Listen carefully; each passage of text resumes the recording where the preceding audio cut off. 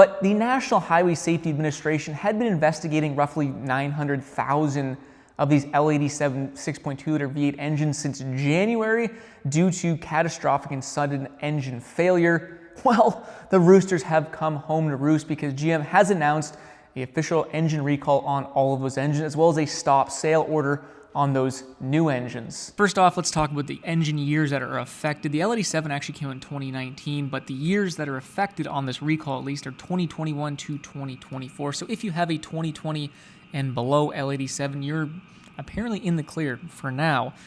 What GM has come out and said is that the connecting rods or crankshaft to some degree have a manufacturing defect, which can lead to engine damage or engine failures, which is what we've been seeing recently. And there's one of two things that are going to happen if we come down here. So first of all, you're going to come in and they're going to inspect your vehicle. And if you have the code P0016, you do not pass the inspection. From my understanding, they will put a new engine into that vehicle. This code here means the ECU has detected that either the crankshaft or the camshaft, they're out of sync with one another.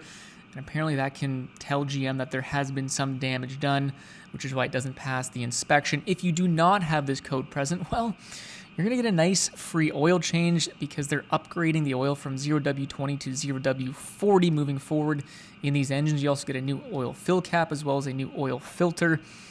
And that is to most likely help prevent bottom end damage.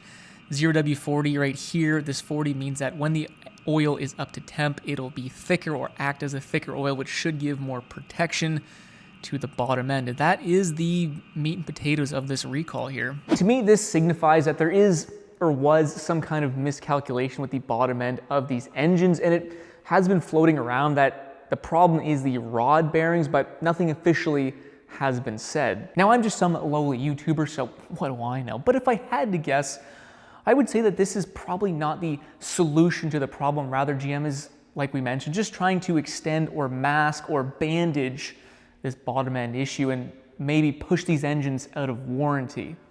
Just my thinking.